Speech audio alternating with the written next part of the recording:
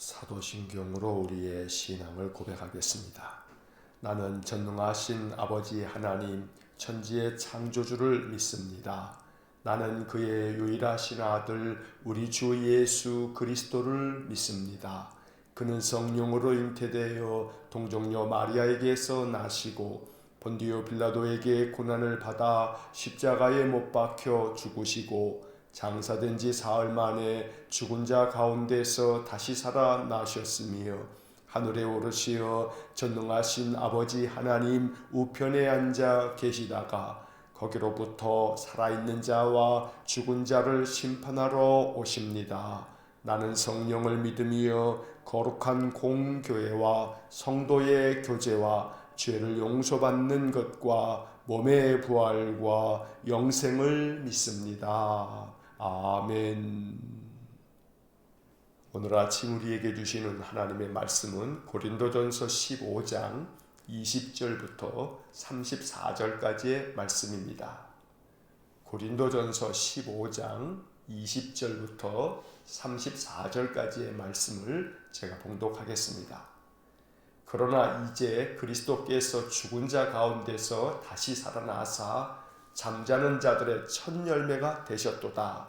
사망이 한 사람으로 말미암았으니 죽은 자의 부활도 한 사람으로 말미암는도다. 아담 안에서 모든 사람이 죽은 것 같이 그리스도 안에서 모든 사람이 삶을 얻으리라.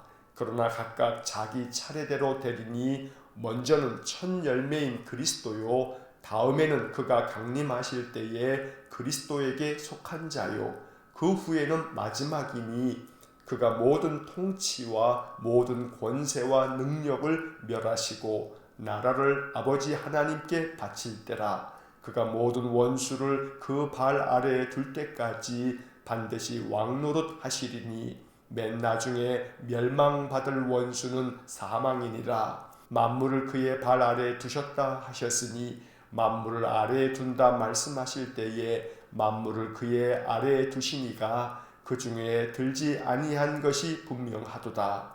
만물을 그에게 복종하게 하실 때에는 아들 자신도 그때에 만물을 자기에게 복종하게 하신 이에게 복종하게 되리니 이는 하나님이 만유의 주로서 만유 안에 계시려 하심이라. 만일 죽은 자들이 도무지 다시 살아나지 못하면 죽은 자들을 위하여 세례를 받는 자들이 무엇을 하겠느냐? 어찌하여 그들을 위하여 세례를 받느냐? 또 어찌하여 우리가 언제나 위험을 무릅쓰리요? 형제들아, 내가 그리스도 예수 우리 주 안에서 가진 바 너희에 대한 나의 자랑을 두고 단언하노니 나는 날마다 죽노라. 내가 사람의 방법으로 에베소에서 맹수와 더불어 싸웠다면 내게 무슨 유익이 있으리요? 죽은 자가 다시 살아나지 못한다면 내일 죽을 터이니 먹고 마시자 하리라. 속지 말라. 악한 동무들은 선한 행실을 더럽히나니 깨어 의를 행하고 죄를 짓지 말라. 하나님을 알지 못하는 자가 있기로 내가 너희를 부끄럽게 하기 위하여 말하노라. 아멘. 고린도전서 15장의 말씀이 매우 깁니다. 그래서 우리가 5일 동안 이 매일 성경에 정해진 본문에 따라서 이렇게 매일같이 묵상을 하고 있습니다. 오늘은 20절부터 34절까지 나오는 말씀을 읽었습니다. 이 말씀 역시 예수 그리스도께서 부활하셨고 주님께서 부활하심으로 말미암아 모든 믿음의 사람들도 예수님처럼 부활하게 될 것이다 라고 하는 말씀을 들려주고 있습니다. 그래서 결코 부활은 헛된 것이 아니다. 그러므로 만약 부활이 없다면 어제 말씀드린 것처럼 우리의 모든 믿음이 다 헛것이 되는데 부활이 참되기 때문에 우리의 믿음도 참되고 우리가 부활의 믿음을 가지고 살아가는 것이 대단히 중요하다라고 하는 것들을 가르쳐주기 위해서 바울이 이렇게 말씀하고 있는 것입니다. 이제 본문의 말씀을 살펴봅니다. 20절 말씀을 보시면 그러나 이제 그리스도께서 죽은 자 가운데서 다시 살아나사 잠자는 자들의 첫 열매가 되셨도다. 이 20절의 말씀이 참 중요합니다. 예수님께서 죽은 자 가운데서 다시 살아나셔서 잠자는 자들의 첫 열매가 되셨다. 여기서 잠자는 자들은 죽은 자들을 의미하는 말입니다. 죽은 자들에게 처음 열매가 되셨다. 이것은 나무가 자라서 열매를 맺게 되면 첫 열매가 나오고 난 다음부터는 그 나무에서 계속해서 열매가 나오는 겁니다. 사과나무를 심어도 사과가 열릴 때까지는 많은 시간이 필요합니다. 6년, 7년 이러한 시간이 지난 다음에 사과나무에서 첫 열매가 나오면 이제 그 다음 해부터는 매년 열매가 맺혀지게 되는 것입니다. 이것을 비유적으로 이렇게 말하는 겁니다. 예수님께서 부활하시고 난 다음부터는 이제 모든 믿는 자들이 또 그리스도를 믿다가 죽은 자들 역시 그들도 예수님께서 부활하신 것처럼 모두가 다 부활하게 될 것이다 라는 표현을 이렇게 말씀하고 있는 것입니다. 21절의 말씀, 사망이 한 사람으로 말미암았으니 죽은 자의 부활도 한 사람으로 말미암는도다. 22절, 아담 안에서 모든 사람이 죽은 것 같이 그리스도 안에서 모든 사람이 삶을 얻으리라. 한 사람으로 말미암아 죽음이 들어왔는데 한 사람으로 말미암아 다시금 생명이 들어왔다. 이것은 아담으로 말미암아 아담의 범죄 때문에 모든 사람이 죽게 되었는데 이제 한 분 예수 그리스도의 부활로 말미암아 이제 모든 사람이 삶을 얻게 되었다라고 말씀하고 있는 것입니다. 그러므로 예수 그리스도로 말미암아 우리가 다시금 부활하여 새 생명을 얻게 될 것이라는 사실을 가르쳐주는 소중한 말씀입니다. 23절 말씀, 그러나 각각 자기 차례대로 되리니 먼저는 첫 열매인 그리스도요 다음에는 그가 강림하실 때에 그리스도에게 속한 자요. 부활에도 순서가 있다는 겁니다. 20절에 말씀한 것처럼 예수님께서 첫 열매가 됩니다. 그래서 예수님께서 먼저 부활하시고 난 후에 이제 그 다음으로는 그리스도에게 속한 자가 부활하게 된다고 말씀합니다. 여기에 그리스도에게 속한 자, 이것이 바로 크리스천, 그리스도인들을 말하는 것입니다. 우리는 모두가 그리스도에게 속한 자들입니다. 그러므로 예수님께서 부활하신 것처럼 우리도 부활의 영광을 얻게 될 것입니다. 여기서 부활이라고 말할 때에는 우리의 육신이 죽음을 맞게 된 후에 우리의 생명이 영원히 사는 하나님 나라로 옮겨져서 부활하게 되는 그 의미뿐만 아니고 이것이 우리의 인생의 삶에 적용될 때는 날마다 우리는 부활을 경험할 수 있어야 합니다. 예수 그리스도의 부활이 우리 심령 가운데 주어질 때에 좀 전에 기도할 때도 말씀드린 것처럼 어제까지는 낙담하여 있다가 어제까지는 아픔 가운데 있다가 새날을 맞이하면서 예수 그리스도의 은혜가 우리의 마음 심령에 부어질 때에 우리가 모든 낙담과 절망에서 벗어나서 다시금 새로운 소망을 갖게 되면 그것은 우리의 심령의 부활을 말하는 것입니다.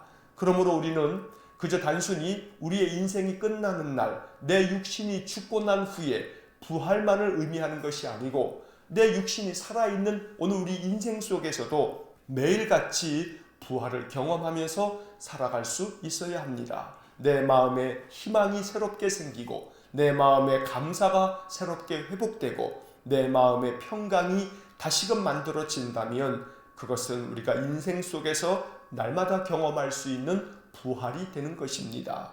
그러므로 예수 그리스도의 부활이 오늘도 내 삶 속에 이루어지기를 원한다고 날마다 기도하면서 그렇게 부활의 기쁨 속에서 한 날 한 날을 살아갈 수 있기를 간절히 축원합니다.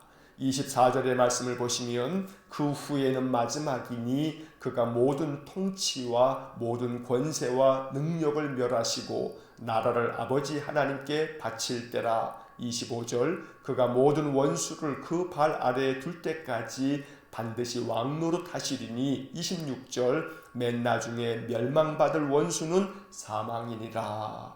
이 24절부터 26절까지에 나오는 말씀은 예수 그리스도께서 강림하실 때에 이제 주님의 부활에 이어서 우리 믿음에 속한 사람들 그리스도인들이 부활하고 이제 그 다음에는 하나님께서 모든 세상을 심판하시게 된다는 말씀을 이렇게 표현하고 있는 것입니다. 세상의 모든 통치와 모든 권세들을 하나님께서 다스리셔서 그것들을 모두 다 하나님의 발 아래 엎드리도록 만드셔서 이제 우리 주님과 함께 모든 만물을 통치하시는 왕이 되시게 될 거다. 그리고 맨 나중에 멸망받을 원수는 사망이라고 하는 이 26절의 말씀은 우리 인생들에게 사망을 가져다 주는 악의 원수인 사탄을 하나님께서 마지막에 멸하시게 될 것이라고 하는 그런 심판의 말씀을 이렇게 표현하고 있는 것입니다. 이어지는 27절과 28절은 이해하기가 참 어려운 구절입니다. 27절 만물을 그의 발 아래에 두셨다 하셨으니 만물을 아래에 둔다 말씀하실 때에 만물을 그의 아래에 두시니가 그 중에 들지 아니한 것이 분명하도다. 28절 만물을 그에게 복종하게 하실 때에는 아들 자신도 그때에 만물을 자기에게 복종하게 하신 이에게 복종하게 되리니 이는 하나님이 만유의 주로서 만유 안에 계시려 하심이라. 사실 이 27절과 28절은 사도 바울이 너무나 어렵게 글을 써놨습니다. 그래서 이 말씀이 그저 쉽게 우리의 마음속에 이해가 되지 않는 그런 구절입니다. 한마디로 이 말씀을 쉽게 이야기하면 하나님께서 모든 만물을 그의 발 아래 두실 때, 즉 세상 모든 만물을 하나님께서 통치하시고 심판하시는 그때 예수 그리스도께서도 하나님 앞에 복종하게 된다라고 하는 말씀을 이렇게 표현하고 있는 것입니다. 그래서 마지막 결론은 28절 맨 마지막에 하나님이 만유의 주로서 만유 안에 계시려 하심이라. 결국 하나님께서 이 세상 모든 만물을 다스리시는 주인이시다. 하나님께서 모든 것들을 다스리시게 될 거다라고 하는 이야기를 아주 매우 어려운 표현으로 이렇게 표현하고 있는 것입니다. 그래서 우리는 이 구절들을 읽으면서 하나님께서 만유의 주가 되신다. 이 세상 모든 것들을 통치하실 때에는 그리스도께서도 하나님의 발 아래 복종하실 것이다. 그만큼 모든 것들을 다스리시는 그때에 하나님의 그 다스림 속에서 그리스도인들도 하나님의 은혜를 얻어서 부활의 영광을 얻게 될 것이다. 이것이 바로 오늘 말씀이 들려주고 있는 교훈인 것입니다. 이제 이어진 29절 말씀을 보시면 만일 죽은 자들이 도무지 다시 살아나지 못하면 죽은 자들을 위하여 세례를 받는 자들이 무엇을 하겠느냐? 어찌하여 그들을 위하여 세례를 받느냐? 이 29절의 말씀은 의미가 있는 구절입니다. 여기서 죽은 자들을 위하여 세례를 받는다는 표현이 나옵니다. 사실 중세 교회 때까지만 하더라도 죽은 자를 위한 기도가 교회 안에 있었습니다. 그러한 전통 때문에 현대 카톨릭 교회는 죽은 자를 위한 기도를 지금도 드리고 있습니다. 이것이 사실 오랜 전통을 가지고 있는 교회 신앙이었습니다. 그래서 이 고린도 교회 안에도 죽은 자들을 대신해서 하나님의 은혜가 임하기를 바라면서 그들을 대신해서 세례를 받는 그런 일들이 있었던 겁니다. 그래서 바울은 이 이야기를 언급하면서 만약 죽은 자가 다시 살아나는 것이 없다면 죽은 자들을 위해서 세례받을 필요가 없지 않느냐 이렇게 말하는 것입니다. 그러니 부활이 있기 때문에 죽은 자들도 하나님의 은총을 얻기 위해서 그들을 대신해서 세례를 받는 것이 아니냐라고 말하고 있는 것입니다. 그래서 우리는 이 말씀을 읽으면서 죽은 자들을 위한 세례, 이것이 개신교회는 교리적으로 받아들여지지는 않지만 그러나 죽은 자들의 영혼에 하나님께서 자비를 베풀어 주실 것을 기도하는 마음은 우리에게도 필요한 것입니다. 그래서 우리는 우리의 부모나 우리의 조부모나 그들의 기일을 맞이하여 제사를 드리지는 않지만 그러나 그들의 영혼을 위해서 기도할 수 있는 것입니다. 하나님 저들 영혼을 불쌍히 여기사 긍휼을 베풀어 달라고 자비를 베풀어 달라고 죽은 자를 위한 기도를 우리 교회도 우리 성도들도 드릴 수 있다는 것입니다. 또 이어지는 30절 말씀에서 바울은 어찌하여 우리가 언제나 위험을 무릅쓰리요. 자, 이 30절 말씀에서 바울은 또 이야기하기를 만약에 죽은 자의 부활이 없다면 우리가 이렇게 위험을 감수하면서까지 복음을 전할 필요가 없지 않느냐? 왜 우리가 이렇게 위험을 무릅쓰고 복음을 전하는 일을 감당하겠냐? 만약에 죽은 자가 다시 부활하는 것이 없다면 이렇게 위험을 무릅쓰고 복음을 전하는 것이 다 헛된 것이 되지 않겠냐? 그러므로 부활이 있기 때문에 그 부활을 우리가 믿기 때문에 이렇게 위험을 감수하면서까지 복음을 전하고 있는 것이라고 바울은 이야기하는 것입니다. 이제 31절의 말씀을 보시면 형제들아 내가 그리스도 예수 우리 주 안에서 가진 바 너희에 대한 나의 자랑을 두고 단언하노니 나는 날마다 죽노라. 이 선언은 바울에게 있어서 참 위대한 선언입니다. 나는 날마다 죽노라. 나는 날마다 죽노라. 이것은 바울이 복음을 전하기 위해서 매일같이 죽음을 감수하면서까지 이렇게 복음을 전하였던 그 바울의 그 복음에 대한 열정을 표현하고 있는 말씀이기도 하면서 또 동시에 나는 날마다 죽지만 그러나 동시에 나는 날마다 부활의 은총을 경험하고 있다고 말하는 것입니다. 우리는 날마다 죽습니다. 매일같이 인생의 삶의 괴로움 때문에 괴로워합니다. 마음에 낙담이 생기고 상처와 아픔으로 눈물을 흘리며 마음 아파합니다. 그것은 우리가 날마다 죽는 것과 같은 그러한 것입니다. 그래서 오늘 본문에서 바울은 나는 날마다 죽노라 하지만 그리스도의 은혜로 말미암아 다시금 나는 날마다 살아날 것이다. 이것을 말씀하고 있는 것입니다.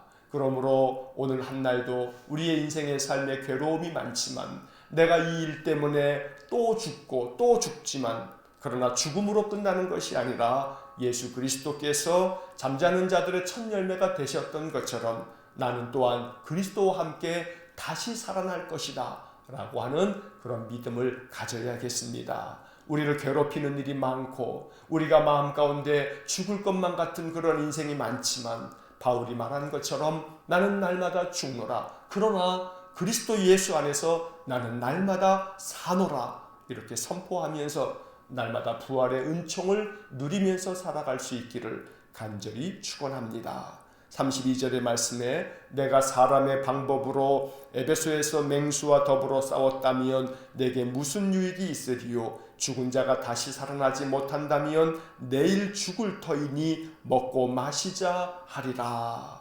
32절의 말씀에 이 바울은 에베소에서 복음을 전하다가 여러 가지 많은 고통을 당하고 또 위험을 무릅쓰게 되는 그런 상황 속에서도 만약에 내가 단순히 사람의 방법으로 다시 말하면 그런 사람의 유익을 위해서 내가 한 것이라고 한다면 이 모든 것이 무슨 소용이 있겠느냐라고 말합니다. 오직 하나님의 뜻을 따라서 하나님의 그 명하신 대로 순종하기 위해서 내가 그 모진 고통과 또 위험과 어려움들을 무릅쓰고 이렇게 복음을 전하는 일을 감당한 것이 아니냐고 말하고 있습니다. 사람의 생각으로 사람의 방법으로 혹은 사람이 뜻하는 그런 어떤 목적과 계획대로 한 것이 아니고 하나님께서 명하신 대로 하나님의 뜻을 따라 순종한 것이기에 나는 날마다 그 어떤 모진 고통과 또 고난과 핍박이라도 내가 감내하고 있는 것이라고 말하는 것입니다. 또 한편 죽은 자가 다시 살아나지 못한다면 사람들은 그저 죽을 터이니 먹고 마시자 이렇게 생각할 것이다. 그러니 죽은 자의 부활이 반드시 있기에 우리는 오늘도 먹고 마시며 즐기는 인생을 살아가는 것이 아니고 절제하고 하나님의 뜻을 따르고 하나님의 말씀대로 그 명령대로 순종하는 삶을 사는 것이다. 만약에 부활이 없다면 죽은 자의 부활이 없다면 우리가 주님의 명령에 순종할 필요가 하나도 없지 않느냐. 그렇기 때문에 죽은 자의 부활을 믿는 사람들은 하나님께서 명하신 말씀대로 순종하며 인생을 사는 것이라고 말씀하고 있습니다.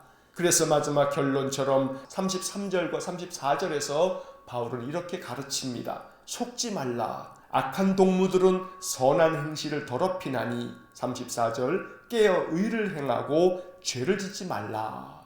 여기 이 말씀이 참 소중합니다. 속지 말라고 아주 단언하여 말합니다. 고린도 교회 성도들이 주변의 많은 사람들의 말에 속지 말라고 말합니다. 죽으면 끝이지, 죽은 뒤에 어떻게 다 사람이 다시 살아나느냐고 이렇게 주장하는 사람들의 말에 속지 말라는 겁니다. 그러면서 악한 동무들이 선한 행실을 더럽힌다. 옆에 악한 사람들이 있어서 끊임없이 죽은 자의 부활은 없어, 인생이 그저 육신으로 살다가 죽으면 끝나는 거야, 이렇게 말하는 사람들 때문에 믿음을 가지고 있는 사람들도 마음의 생각이 더럽혀져서 결국은 인생으로 다 끝나는 것이지 하는 마음으로 생각이 오염될 수 있다고 말하는 것입니다. 그래서 바울은 속지 말라, 마음의 생각이 세상 사람들의 그 주장 때문에 오염되지 말라고 말씀하는 것입니다. 부활은 반드시 있습니다. 이것이 주님의 약속입니다. 우리는 부활을 믿는 사람들입니다. 우리의 이 생각이 세상 사람들의 생각 때문에 오염되지 말아야 한다고 바울이 당부하고 있는 것입니다. 그래서 34절에서 깨어 있어야 한다고, 그리고 주님의 말씀을 따라 의를 행하고 죄를 짓지 말아야 한다고 바울이 가르쳐주고 있습니다. 하나님을 알지 못하는 자가 있기로 내가 너희를 부끄럽게 하기 위하여 말하노라. 이 마지막 구절에서는 하나님을 알지 못하고 부활을 믿지 않는 사람들이 있기 때문에 내가 너희들에게 경각심을 갖게끔 하기 위해서 이렇게 말씀하고 있는 것이라고 가르쳐줍니다. 오늘 이 본문의 말씀을 묵상하면서 잠자는 자들의 첫 열매가 되신 예수 그리스도의 부활, 이것을 우리는 믿기 때문에 날마다 부활의 은혜, 부활의 능력을 우리가 경험하면서 살 수 있습니다. 오늘도 우리의 마음이 되살아나기를 원합니다. 인생의 삶은 끊임없이 우리를 죽이려고 사방으로 우겨싸서 우리의 마음을 답답하게 하고 괴롭게 만들지만, 부활하신 주님을 선포하면서 우리 안에 부활의 능력이 솟아나기를 기도할 때에 그 모든 것들을 떨쳐내버리고 담대한 마음으로 인생의 괴로움은 하나님께 맡기면서 찬송하며 감사하며 인생을 살아갈 수 있을 줄로 믿습니다. 마귀가 끊임없이 우리의 마음의 생각을 어지럽히고 더럽힐 때마다 하나님의 전신갑주를 입고 말씀으로 이 모든 마귀의 괴계를 물리쳐서 악한 자에게 속지 말라는 말씀처럼 늘 믿음 안에서 굳건하게 서는 복된 삶이 되어질 수 있기를 주의 이름으로 간절히 축원합니다. 기도하겠습니다. 사랑이 많으신 아버지 하나님, 사도 바울이 오늘 본문의 말씀에서 선포하고 있듯이 나는 날마다 죽노라. 인생의 삶에 괴로움이 많습니다. 고난도 많고 역경도 많습니다. 우리를 시험하는 것들이 얼마나 많은지 모릅니다. 그래서 우리의 마음은 날마다 죽을 것만 같습니다. 그러나 우리는 믿습니다. 우리가 비록 날마다 인생의 삶 때문에 죽게 되지만, 그러나 우리 심령은 예수 그리스도의 부활과 함께 우리 역시 부활하게 될 줄로 믿습니다. 그러니 나는 날마다 죽지만 나는 날마다 또한 그리스도와 함께 부활한다고 믿으면서 선포하면서 인생을 사는 저희 모두가 되게 하여 주옵소서. 인생의 괴로움 때문에 상처를 받으며 그것 때문에 낙담하여 있다가도 예수 그리스도의 부활의 능력이 우리 성도들의 심령 속에 충만해짐으로 다시금 그 모든 낙담으로부터 벗어나 예수님과 함께 날마다 우리 심령이 부활하는 은혜를 베풀어 주옵소서. 그래서 부활하신 주님과 함께 인생의 모든 것들을 다스리는 왕노릇할 줄 아는 그런 권세 있는 그리스도인들이 될 수 있도록 은혜를 내려 주옵소서. 오늘도 한날의 삶을 주님께 의탁합니다. 주께서 약속하신 이 부활의 영광과 부활의 능력을 가지고 오늘 한날도 살아가기를 원하오니 주님 우리 심령 가운데 역사하여 주옵소서. 한날의 삶을 다 주님께 의탁하오니 오늘 하루도 우리 모든 성도들 그 출입을 평안하게 지켜주시고 하나님 안에 하나님 부어주시는 은혜와 평강이 충만하게 해 주옵소서. 예수님 이름으로 기도하옵나이다. 아멘. 우리 구주 예수 그리스도의 은혜와 하나님 아버지의 극진하신 사랑과 성령의 교통하심이 그리스도와 함께 부활의 영광, 부활의 능력을 누리면서 날마다 하나님께 감사, 찬송하며 살아가기를 소원하는 머리 숙인 믿음의 사람들 위에와 몸된 교회와 성도들 위에 영원토록 함께 하시길 축원하옵나이다. 아멘.